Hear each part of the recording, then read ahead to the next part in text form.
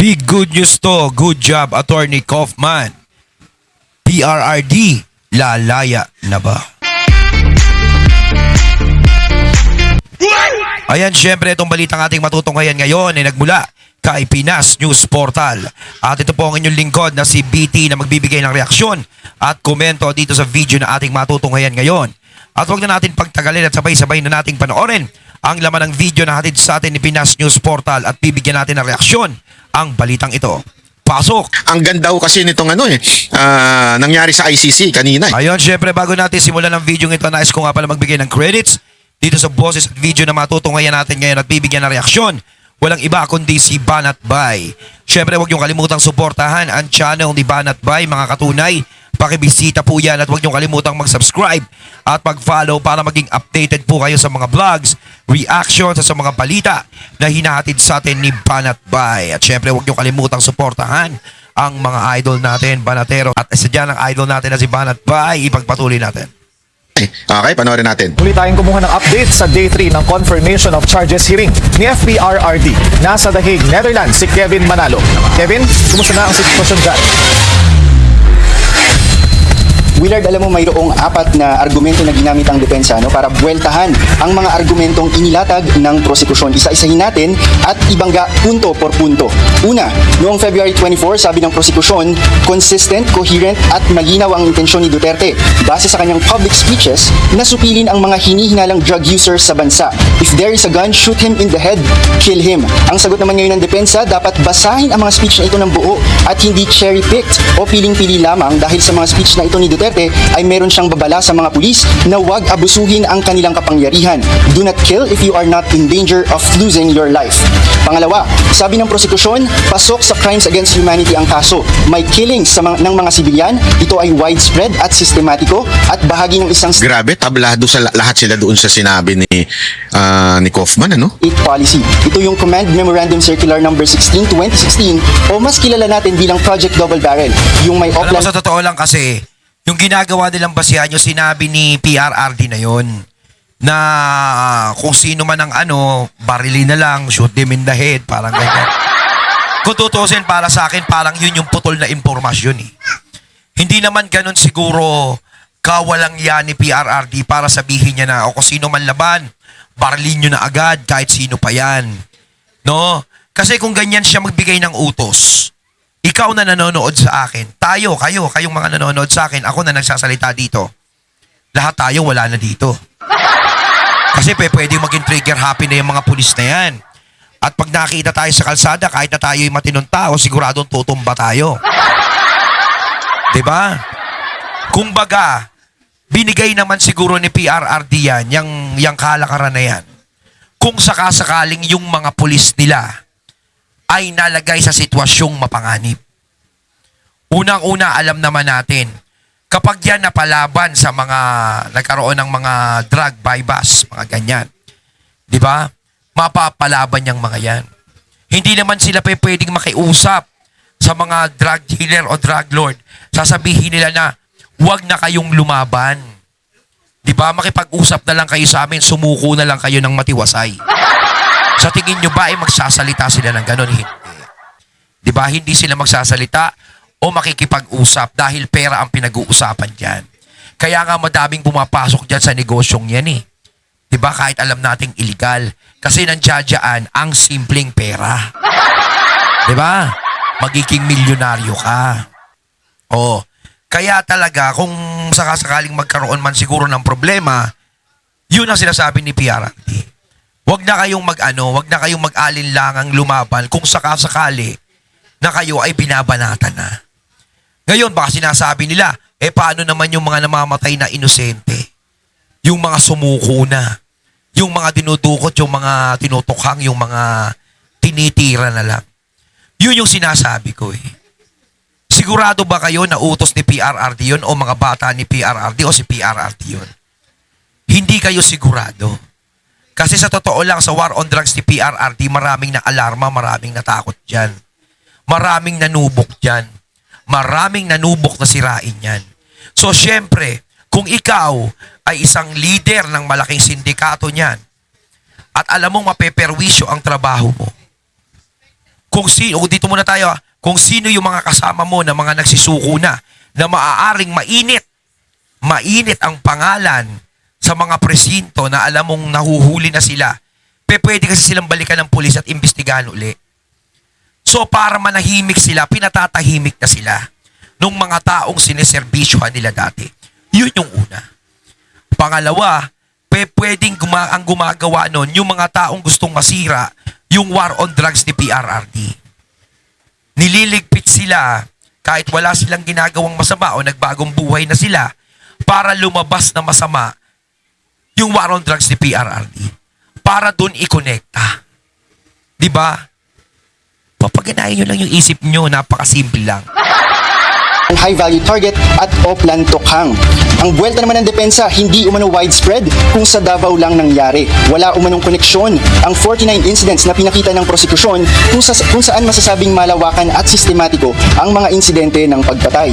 Hindi rin daw mga sibilyan ang targeted population, kundi mga suspected drug users. Ito daw ay Remember, sinasagot lang niya Yan yung dito. sinasabi natin. Hindi naman mga sibilyan ang mga target niyan. Yung mga suspected drug users, pushers, yung talagang yung talaga ang maaapektuhan. Kasi kung lahat ng sibilyan ay maaapektuhan diyan, lagi kong nga sinasabi, wala na ako dito. Wala na kayo dito. Wala na tayong lahat dito. 'Di ba? Ganun lang 'yon. Punto by punto yung sinasabi ng nagpo-prosecute. Okay? Sinasagot niya punto by punto eh. random o kaya yung mga nanlaban. Sabi pa ni Kaufman, hindi binanggit ng Office of the Prosecutor na sa Project Double Barrel, ito ay alinsunod sa batas at may polisiya at guidelines sa proper conduct. Ang tindi nun, ano? Ginagamit pa yung salitang yung double barrel na yun. Hindi nila alam. Eh, nasa batas yun ng Pilipinas. So the president is just following the law. Di ba? Sabi ng prosekusyon, ang hawak nilang ebidensya ay sapat, may mga testimonya, dokumento at iba pa na nagpapakita na may pattern ng pagpatay at karahasan. May diagram din kung saan makikita ang ugnayan ni Duterte sa mga co-perpetrators at kung paano ibinababa ang utos ng pagpatay. Paliwanag ng depensa, gumagamit lamang daw talaga si Duterte ng hyperbole o rhetoric sa kanyang speeches at hindi raw dapat ituring na state policy. Wala rin daw direct order na nagsasabing barilin ang mga suspect. At pang-apat, sabi ng prosekusyon, may criminal liability si Duterte bilang indirect co-perpetrator. May common plan para patayin ang mga suspected drug users at may control si Duterte sa isang organized structure, yung tinatawag na Davao Death Squad. Sagot ng depensa dyan, walang plano para patayin ang mga suspected drug users dahil lehitimo umano ang mga operasyon. Ang salitang neutralize ay hindi raw nangangahulugan ng pagpatay. Pinabulaanan din ang Davao Death Squad, ito umano ay imahinasyon lamang. At pinaliwanag din nila na ang tokhang nangangahulugan nito na pagsuko at hindi pagpatay. In summary, para sa prosekusyon, malinaw ang intensyon na pumatay, may ebidensya ang state policy na pumatay, at hindi one-sided ang investigasyon na suportado ng credible na evidence. Ang restback ng depensa, ang investigasyon ay biased, hindi kumpleto at na-impluensyahan lamang ng pamumulitika na pinalawig ng sensational na pagbabalita ng media. Totoo yan. Inano lang ng politika yan. Alam nyo, sa totoo lang, etong kinaso kay PRRD is napakalaking katarantaduhan yan. Alam nyo, sa bansa, sa lahat ng mga bansa, droga ang numero unang problema. Droga ang nagiging dahilan kaya nagkakaroon ng kriminalidad sa bansa. Yan ang dapat na sinusugpo. Kasi sa totoo lang, yung mga gumagawa ng massacre, gumagawa ng mga ganito, matitinding krimen, na mga karimari-marim na nakikita natin sa telebisyon na binabalita, hindi yun magagawa ng isang matinong tao na nasa pag-iisip, na hindi sa ilalim ng impluwensya ng droga. 'Di ba? Ganun 'yan. Ngayon, para mabawasan yung mga ganong klase, tama lang yung ginawa ni PRRD na puksain. Ngayon, kung gusto naman nilang sumuko, open naman ang gobyerno, natanggapin sila at akayin kung sila ay magbabago. Kasi sa totoo lang, marami akong addict na nakita. Hindi naman sila napaano. Kasama yung mga pangalan nila sa listahan sa mga barabarangay, kinukwento nila sa akin. Kasama yung mga pangalan nila pero walang nangyari sa kanila. Alam nyo ba ang ginawa sa kanila? Pinangaralan lang sila at pinagbabagong buhay. Nagbagong buhay naman sila ngayon. Hanggang ngayon, buhay pa rin sila. Ang tataba na nga, may mga trabaho na eh. Kasi kung ganyan kasama, yung programa ni PRRD, yung mga kakilala ko, na mga nakausap ko, mga nasa sementeryo na dapat yan ngayon. Pero bakit hindi sila nasa sementeryo? Diba? Kasi nga binibigyan ng pagkakataon na mabuhay ang mga gustong magbago. Ngayon siguro yung mga tinutumba, yung mga taong hindi nagbabago at pabalik-balik sa ganyang gawain. Diba? Eh kahit naman sino eh. O ngayon, ang nakakainis dito, bakit ipinagtatanggol ninyo ang mga nai-involve sa droga? Dapat nga matuwa kayo sa naging programa ni PRRD. Hindi kayo dapat nagkakaganyan na naggagalit-galitan kayo at sinasabi nyong human rights kayo. No? Para diyan inaalay nyo sa mga adik-adik na yan. Paano naman yung mga pinapaslang na mga adik na yan? Yung mga ginagahasa niyan, pinapaslang niyan, minamasaker niyan, yung mga pulis na pinapatay niyan, mga pinapaslang na pulis, ng mga durugista na yan, nasaan ang human rights doon? Diba? Bakit yan ang binibigyan nyo ng human rights? Yang mga yan. Bakit yan ang pinagtatanggol nyo?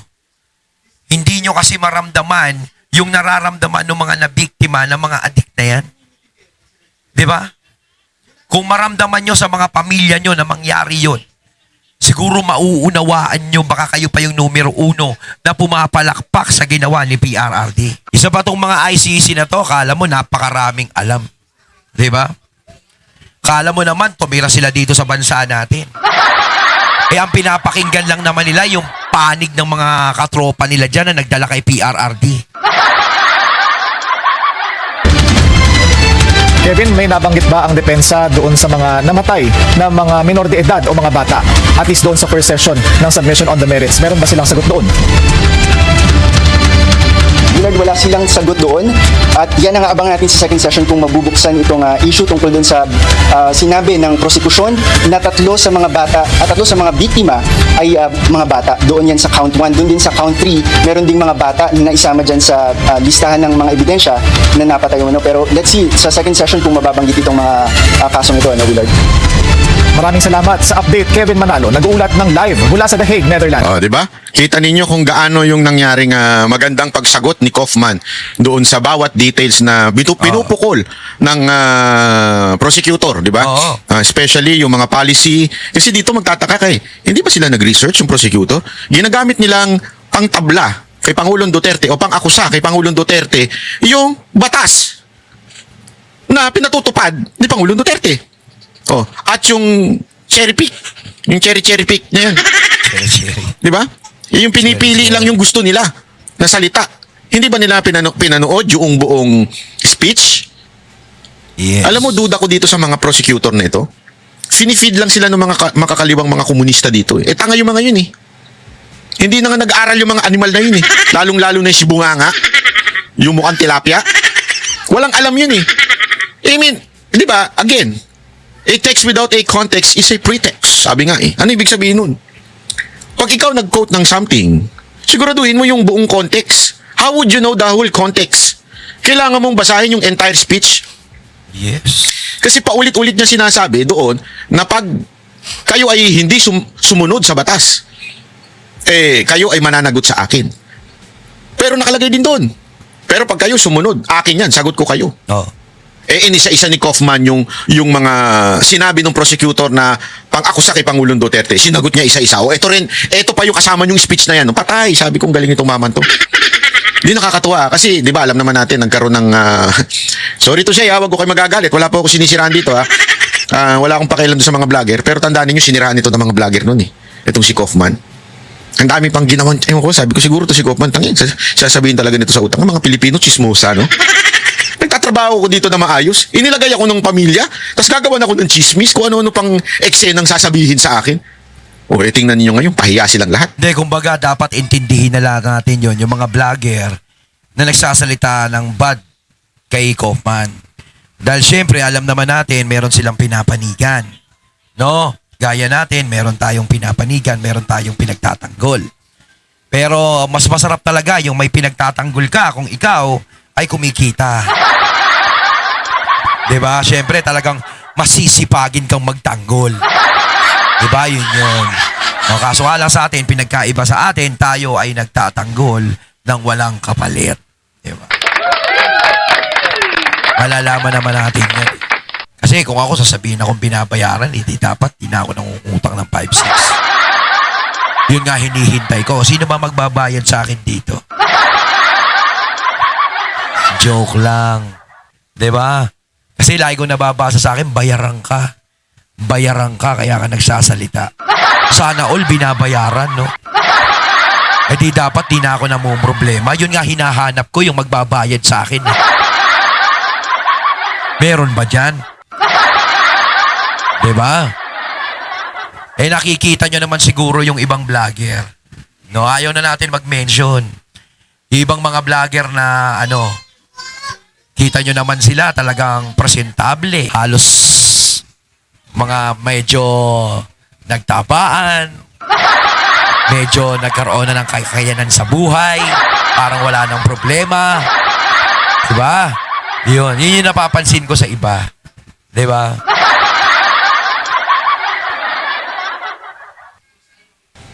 Kasi ultimong si Panelo, sinabi niya alam mo kung kilala ninyo si Panelo, pasensya na, huwag kayo magagalit, pero kung kilala ninyo si Panelo, isa ito sa pinakamataray na abogado. No, hindi ako nagbibiro. Kaya nga sila nag-aaway hindi naman nag-aaway, ganoon na nga, huwag na nating pagandahin. Kaya nga sila nag-aaway ni Roque. Kasi prangka itong tao na ito. Pag hindi niya kursunada ang galawan, hindi niya kursunada.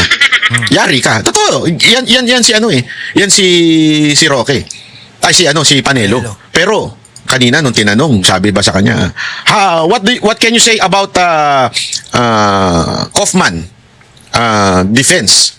Alam mo, sabi niya talaga, he did not disappoint me. Wow. Gago! Hindi totoo. Yun ang sinabi niya. He did not disappoint me. Ibig sabihin talagang kasi daw, inisa-isa niya at talagang alam mong nag-aral. Nasagot niya isa-isa. Diba? Tsaka alam naman natin, bali-balita, yan si Kaufman. Matitinding kaso hinahawakan yan. Mas matindi pa sa kaso ni PRRD. Pero lahat ng hinahawakan niya naaabswelto. Nalulusutan. Diba? Nabibigyan ng solusyon. Kaya tayo naman, kumpiyansa tayo dyan kay Kaufman. Alam naman natin na may mangyayari dyan sa kaso ni PRRD. Kaya lang naman talaga naiipit si PRRD dyan sa dahig. Dahil doon sa mga, alam nyo na, sa mga dagdag na mga walang ya, sa mga alitap-tap na nakarating dyan sa ICC. Doon siya parang naiipit si PRRD na talagang parang ayaw siyang palabasin. Kaya doon palang maiintindihan na natin eh. Kung tutusin, kung kaso lang ni PRRD ang pagbabasihan, wala matagal nang nakalaya yan. Diyan pa lang sa pagkakadala kay PRRD sa dahig eh. Diba? Is talagang hindi na pwede. Wala na sa batas yan eh. Diba? Illegal na yan eh. Doon pa lang dapat absuelto na si PRRD. O kaso hindi eh. Iniipit eh. Meron talagang nagmamanipula niyan sa likod niyan. Diba? At saka sinabi niya, malamang, nakikinig siya sa akin. Yan ang gusto ko sa iyo, Atty. Panelo. May magagalit na naman dyan, patay kang bata ka. Ito, pakinggan natin ha. Itong part, wait lang, ito. Ayusin lang natin, hindi ko kasi na-prepare. Ito, tingnan ninyo ha. Ayan, sabi ko sa inyo, napakagaling nito ni Kaufman. Ako, hopeful ako makakauwi ito si Pangulong Duterte. Sana talaga ay alagaan ng ating Panginoon ng kanyang kalusugan. Kasi yan lang ang magiging magiging problema dyan yung kalusugan eh. Pero sa tingin ko, kung hindi magiging bias ang ICC, makakalaya ho ito si Pangulong Duterte. Ivan, okay, kasama natin nga dito si Atty. Panelo. Sir, alam namin nagmamadali ka pero you came here as an observer but being kaalyado at abogado ni President, ano ho ang masasabi ho ninyo sa unang pagsabak po nitong defense team ni Atty. Kaufman ngayong araw? Well, Attorney Kaufman did not disappoint me. Ayun. He obviously has prepared himself for the case for today's submission. He has thoroughly studied this case. He read all the speeches of the President and he pointed out the obvious fact that the prosecution has been lifting portions of the speech of the President when in fact the very speeches would show exonerating statements contrary to what the prosecution is saying. He also read all the pertinent documents cited by the prosecution and pointed to the fact that the very documents presented by the prosecutions are the very documents that will exonerate the president. Sir, anong pinaka-striking doon, if there's any po, sa mga, anong striking doon sa mga, if there's any po sa presentation kanina ni Attorney Kaufman? Yun nga, yung unang-una, yung mga speeches na sinasama lang nila yung mga kill. Yung pala doon sa at the end of the speeches of the president, palagi sinasabi niya, if your lives are in danger, then you can kill under the principle of self-defense. You have to follow the rules of the law. Dapat talaga. Pag Lahat ng mga nasa speeches na tingin na ganun, matagal ko na nga sinasabi yun doon pa. Pangalawa, importante yung mga dokumentong pinipresent ng prosecution na nakalagay doon to neutralize. Sabi nila, neutralize doon, ibig sabihin, kill. So parang lumalabas na yun ang dokumento that will show the murderous intent of the president at pinapakita yung commonality of design ng mga di umanong accused and the co-perpetrators. Pero lumalabas, yung mismo dokumentong yun, habang nakalagay yung neutralize na mali nga ang basa nila, nakalagay mismo doon na umaresto kayo nang naaayon sa batas. Yun. O, kaya Yun, nabooking sila. Attorney, pero sabi ni Attorney Nery Colmenares, mahina ang depensa. Ang depensa, hindi po pwedeng maging mahina. Ang prosecution, ang burden of proof to show na may ebidensya sila. Dito mo makikita na ang bobo nung kaliwa, no? Si Atty. Colmenares. Paano mo masasabing mahina ang defense? In the first place, ang dapat sinasabihan ng mahina o malakas ay yung nag-aakusa. Malakas ba? Tutusin nga eh. Talaga namang mahina sila eh. Pantakin nyo, inaakusahan nyo na si PRRD pero yung ebidensya nyo hindi pa sapat. Kumbaga, napakaampaw pa lang. Diba? Ano ba naman kayo? Sino ngayon ang mas mahina? Yung nag-aakusa ng walang sapat na ebidensya. Diba? Ba yung akusasyon? Malakas ba yung ebidensya mo na para mag-accuse ng tao? Diba? Hindi yung Hindi dumidepensa. naman malakas Dahil yung depensa, nagre-rely lang siya doon sa Doon sa inano akusasyon. nag-aakusa. Oo. Ano ibig sabihin nun? Kaya nga Sa sinasabi ni nag-aakusa. Atty. Panelo dito, Kumbaga, sinasagot lang ng depensa yun. Diba? Sinasagot lang kung ano yung akusasyon, yun yung ididepensa. Diba? the burden of proof, yung pinakabigat. Kaya Sir Banat Bay, kaya siguro nila nakikitang mahina. Kasi mahina ang ebidensya nila. Diba? Kaya hinihinaan lang muna ni Kaufman yung pagsasalita niya. Na pagpatunay, magbigay ng ebidensya ay doon sa humuhusga. So therefore, siya dapat ang tanungin o i-judge, malakas ba yung ebidensya mo na pang-accuse o mahina? Yung depensa, nag-aantay lang yan, depende doon sa i-accuse sa'yo. Yes. Paano hihina o lalakas yun? Mahina daw, sabi ni Colmenares. Ang bobo talaga. Gago! Ayun, natating natunghayan ng video na nagmula kay Pinas News Portal at syempre natunghayan natin ang boses at video na yun na binigyan natin ng reaksyon na nagmula kay Banat Bay. Kayo mga katunay ng masasabi nyo tungkol dito. Comment lang po kayo sa comment box. So once again, I'm BT and I'm out. Peace.